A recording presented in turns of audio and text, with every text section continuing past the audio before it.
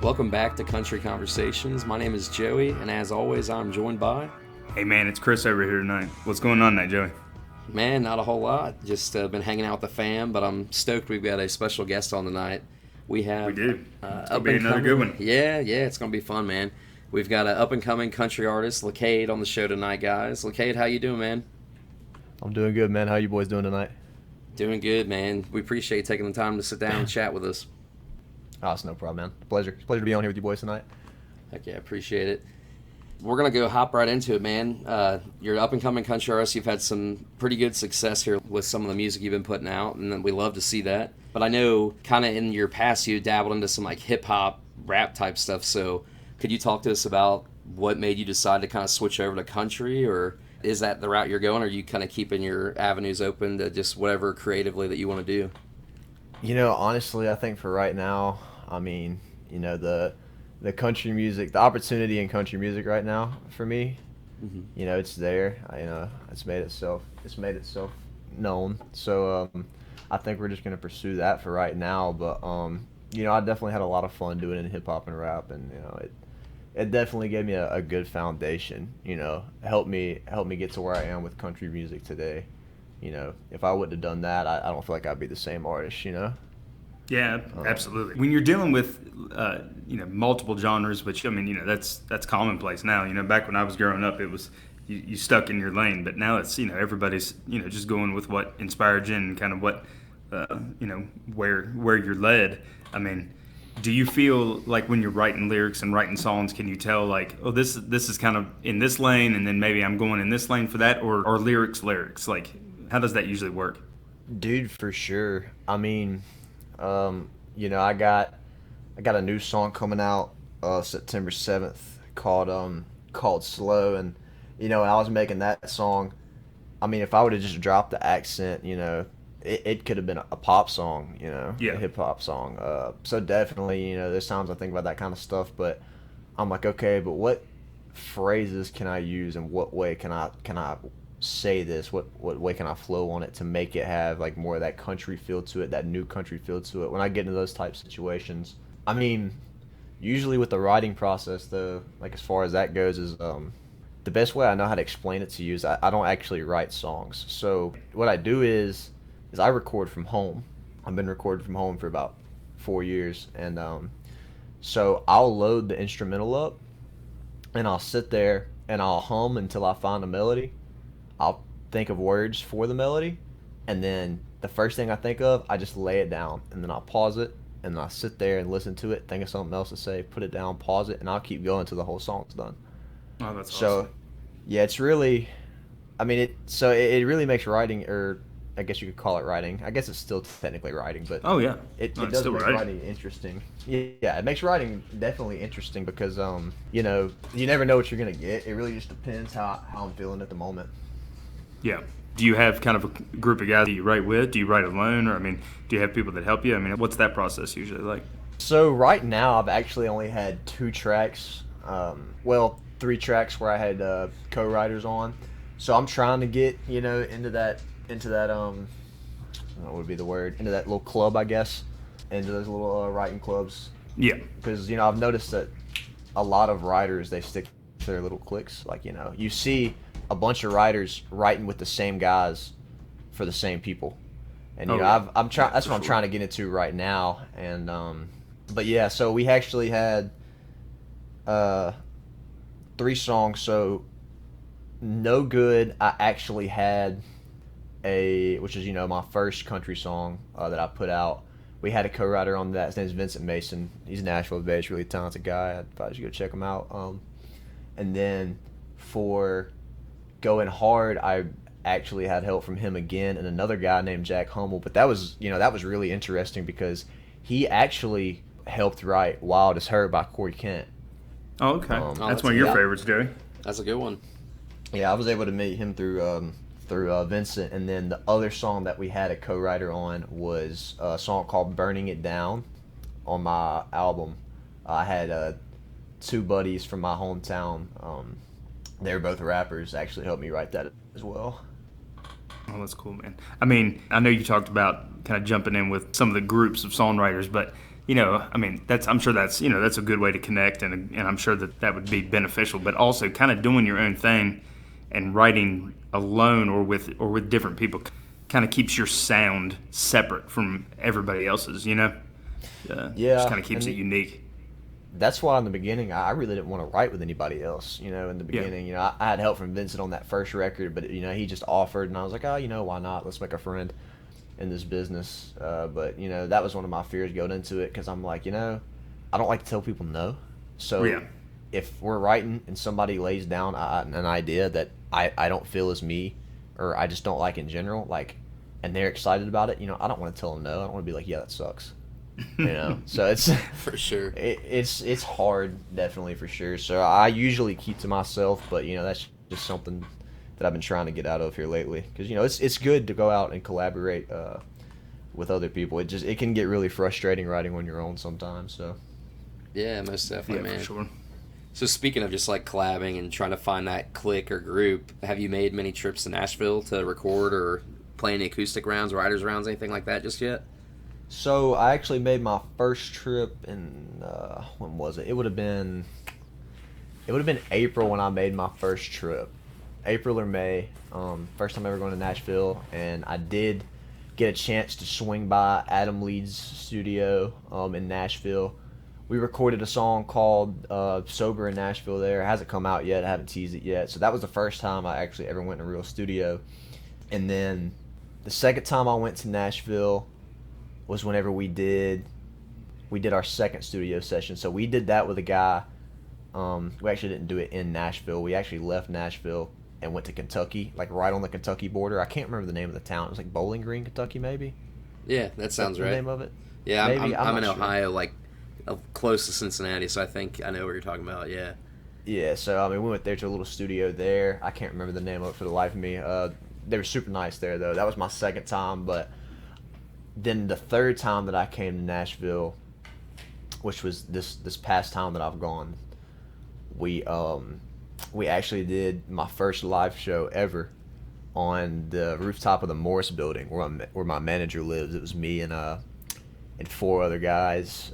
We all just kind of went up there and did our own things. It was for a little sponsored event they were having up there. It was a good time. It was a good environment for my first show. Yeah, Nashville's it's a pretty crazy place if you want to see all of it. Yeah, there's a lot packed in Nashville. It's hard to believe that a city could be that big. It really is, man. I saw you're on another lineup. My God. Oh, yeah, it's grown insanely over the last 10, 15 years, you'd say. Even for sure. Yeah. I saw you're on another lineup though. Is it Rowdy on the Row? I think you're playing at the end of the month. Yeah, at Live Oak. Live Oak, Nashville. yeah. I saw that. That's a solid lineup. It's Dylan Marlowe, Craig Campbell. I think I saw Dan Alley on there. He's a local guy to me, so I know him. There's some solid names on there, including yourself, obviously. So I'm super excited to meet Austin Snell. I know he's going to be there. I really want to write one with him. Man, that'd be a hit. Yeah, no. What's the name of that song he's pushing right now? I can't remember the name of it. It's the one that just dropped, right? Or it's that one that he's been.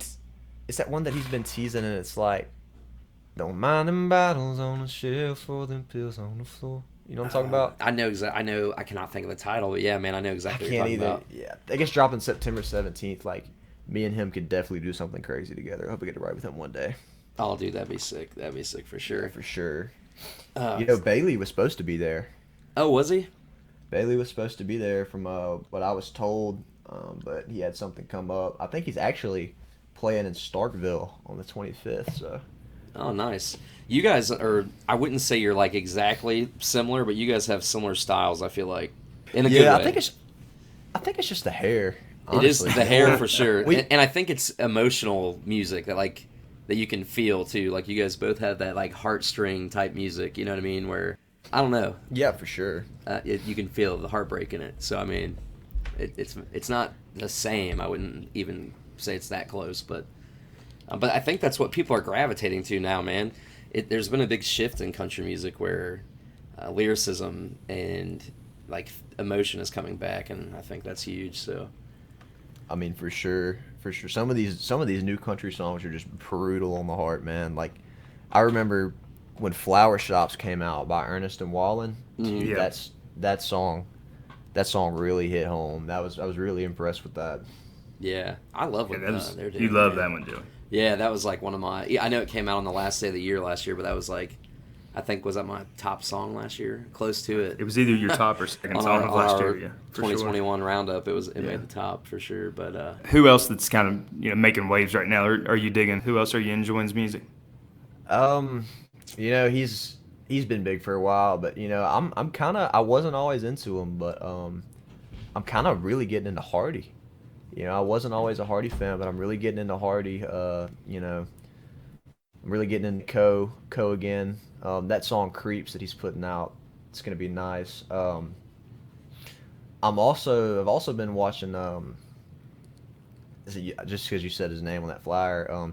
I've been watching Dylan Marlowe a little bit. He's super talented, for as young as he is. And I think he's going to go really far too. I think he slept on a little bit for sure. Yeah. oh, I agree with you, man. I actually met him. He was up here opening for Hank.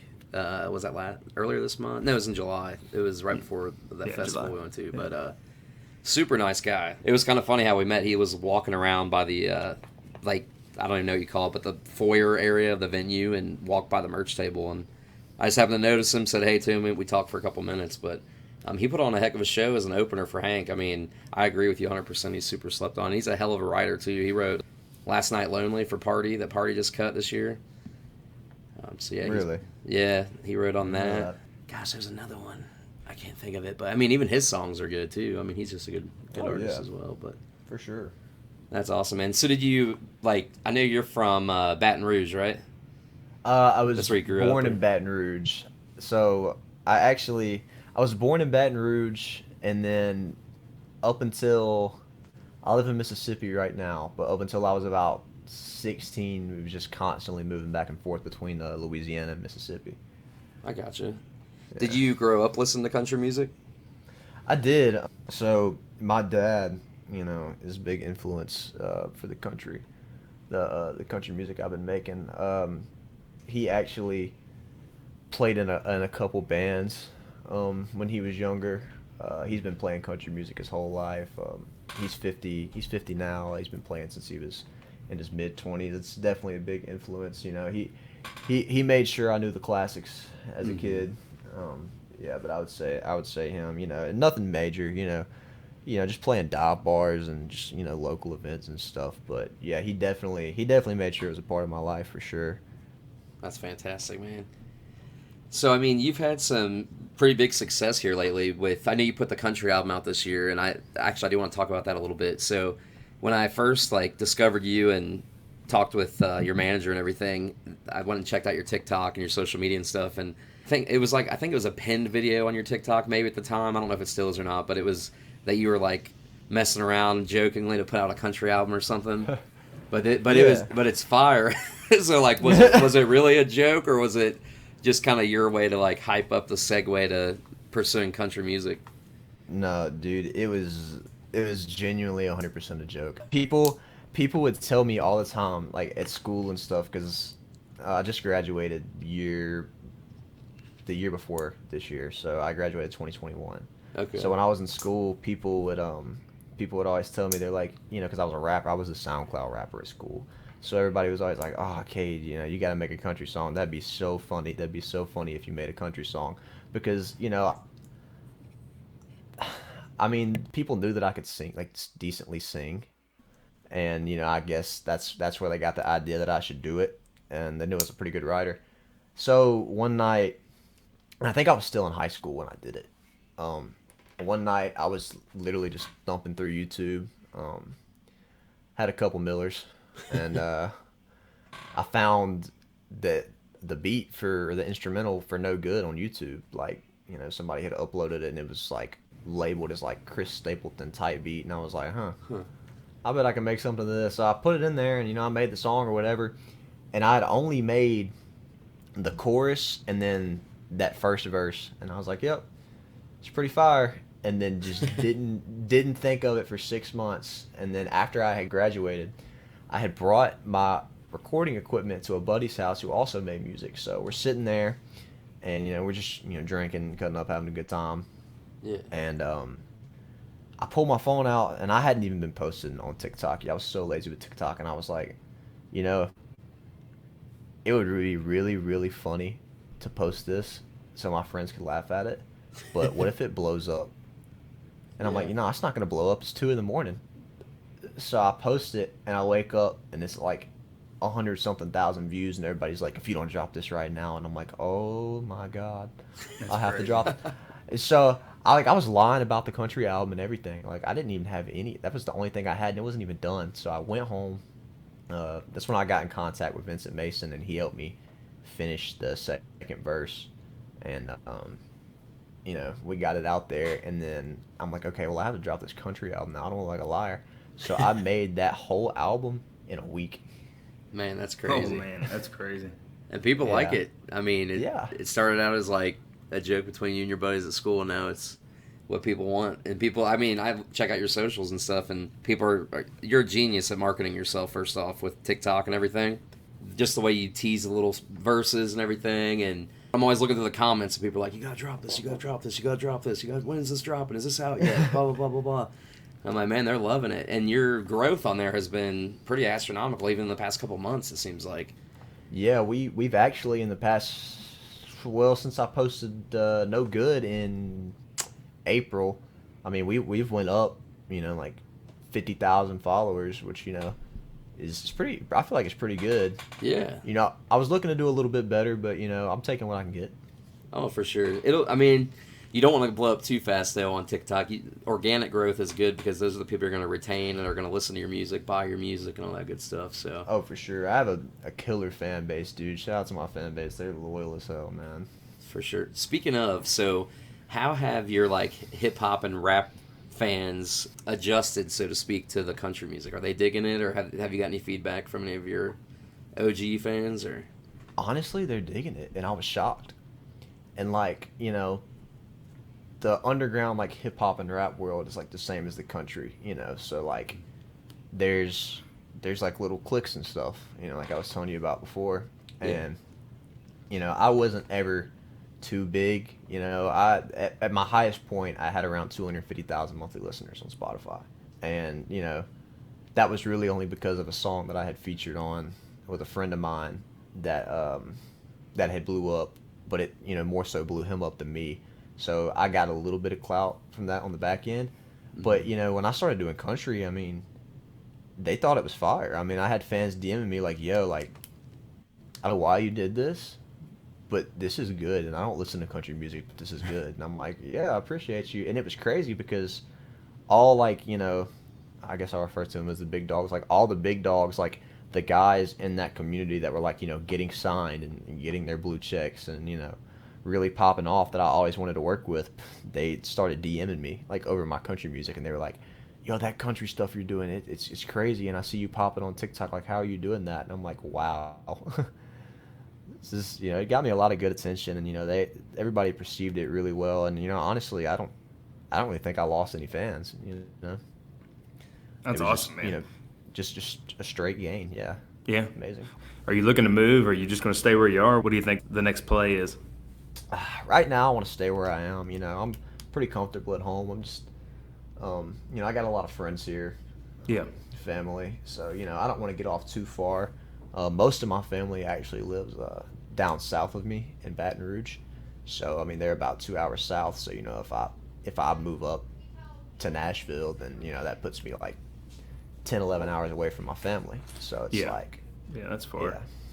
And it's working for you, so there's no reason to now. Yeah, I'm going up there once a month, for a week, taking care of business, going home. So we're on a pretty good schedule right now. Have you been driving, or have you been flying? I've been driving, man. Oh my God, shoot! It's about 7. Well, it's really only a 6-hour drive, but I got to stop for gas twice, got to stop for food, and then traffic. So I mean, it takes me about 7.5 hours. Yeah, man, it takes me about 5.5 if I don't and I've obviously got to stop too, so I'm about 6 hours to get to Nashville from where I'm at, but it's not too bad. Nah, it's a nice little trip, but good for you, man. You're still young, man. You've got plenty of time to figure all that moving stuff out. Oh yeah, man. I'm not worried about that right now. Yeah, dude, you're killing it, doing your own thing where you're at, so no need to rush the process or leave your family or friends behind yet. So Yeah. that's great, man. Dude, I really love. Well, I mean, definitely the two latest singles, and I'm pumped for the one that you've got. Forgive me, I can't remember the title of it. The one that you're about to drop on the Slow. Slow. That's the one that's the. Yeah. That's the one that you put on there that was like that you said could have been a pop song, but country. Yeah, yeah. Yeah, I like the. It's kind of like hybrid almost. You know what I mean? Like you've got some pop influence. You can definitely hear it, but it doesn't take away from the song being a country song. I feel like. I kind of was going for a country rap. Yeah. But it's actually got a rap verse. I haven't showed it off yet. I'm gonna show it off on TikTok soon. It's got a rap. As the second verse is a rap verse. Yeah, I'll be looking out for it for sure, man. I know you got the show at Live Oak at the end of the month, but what else is coming up for you other than the release and the show at Live Oak? Do you got any other shows planned for the fall or winter, or any like full projects that you can spill the tea on? Or I mean, really, I'm trying to get some local shows down here in Hattiesburg. There's a pretty popular bar here called Brewski's. I'd like to try to get in there, see if we can't get something cooking in there. I feel like the turnout would be phenomenal, because I've been getting a decent amount of hometown love. So that's kind of what my goal is right now. But as far as like projects and things, I think we're looking to start dropping a song a month. So Oh wow.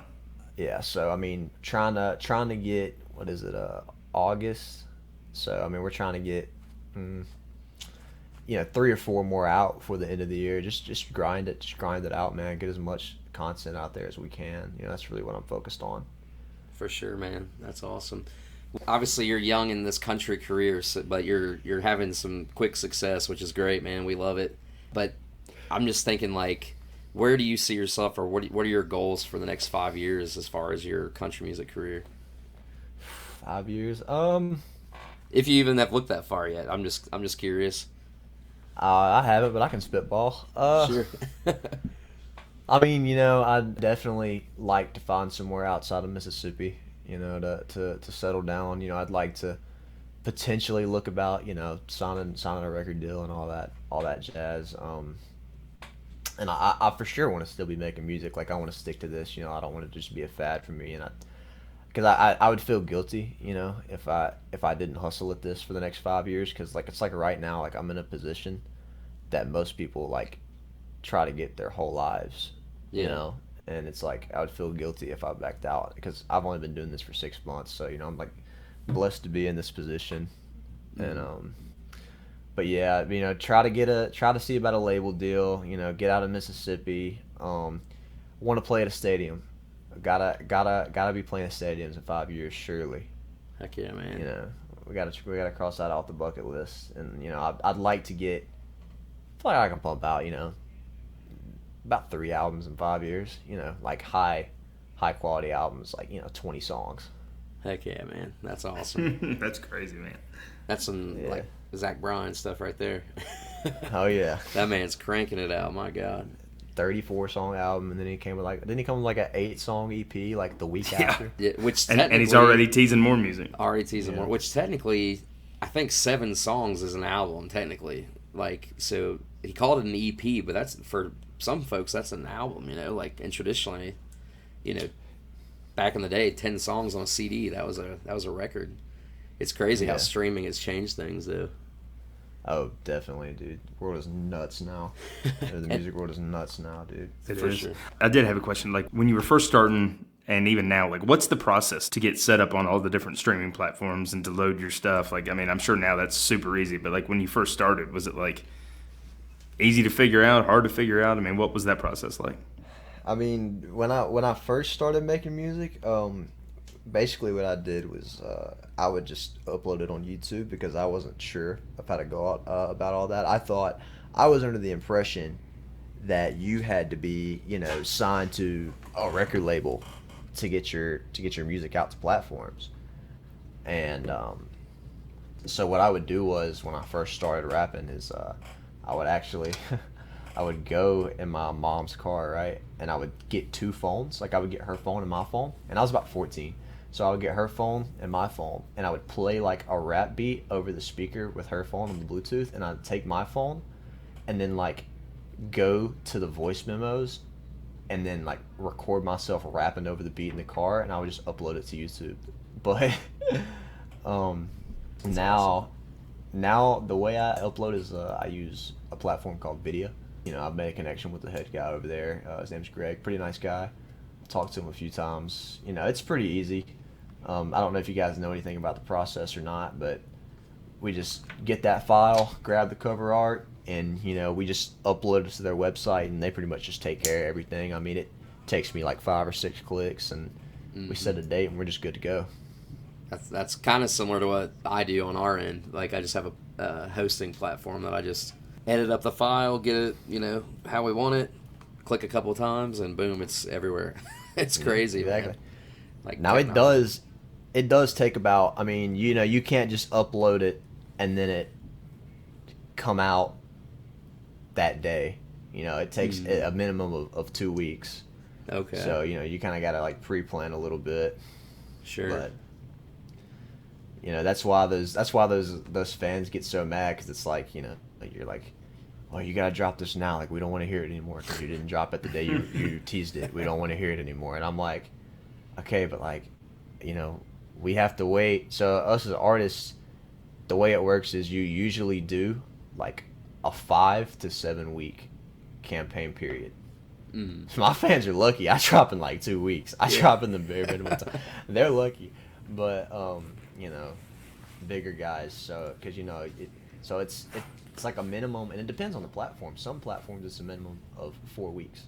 So you know, you take 4 weeks for everything to get processed, and then you know you got to mark it. Once it finally gets processed, then you can finally put a pre-save link up. So you know, then you got to market your pre-save for 2 weeks and all that in between. And so you know, it's really, you know, that's why it takes as long as it does for some people. You know, that's why it takes 2 months. Yeah, no, for sure, sometimes. man. You see, like, to your point, definitely see artists like teasing and hyping up music for a couple months, like you said, and so that's good to hear, like, the insight behind all that, because we haven't really heard that from like the artist perspective. So that's pretty cool. But cool, man. Well, we're definitely rooting for you, man. We're gonna follow everything you're doing and be looking for the new songs that are coming out. Hopefully once a month. We'll stay in touch with you. But why don't you go ahead and tell our listeners where they can find you out on social media and like streaming platforms and all that good stuff. So if you guys want to find me on Instagram, you know, it's going to be just Lecade Music, L-E-C-A-D-E. As for streaming platforms, we're on all platforms currently right now. Just look up Lecade, all caps, and, you know, we should pull right up for you. Absolutely. And if you guys are watching on, well, it's not video, but if you're listening on YouTube or Spotify, Apple, whatever, I'll put links to his Spotify and Apple Music page and all that good stuff in the description below, so just check that out. And yeah, well, okay, man, we definitely appreciate you taking the time to chat with us about everything, and like I said, we're rooting for you. We can't wait to see what's next, and we'll be keeping up with you for sure. Yeah, man, thanks for the opportunity to talk to you guys. I had a good time. For sure, man. Awesome, man. We'll do it again. Appreciate it. All right, guys. To our listeners, thank you guys so much for the support as always. Go check out Lecade's music. You won't be disappointed. Like he said, you can find him on all streaming platforms, all over social media. But until next time, guys, keep it country and take care of each other.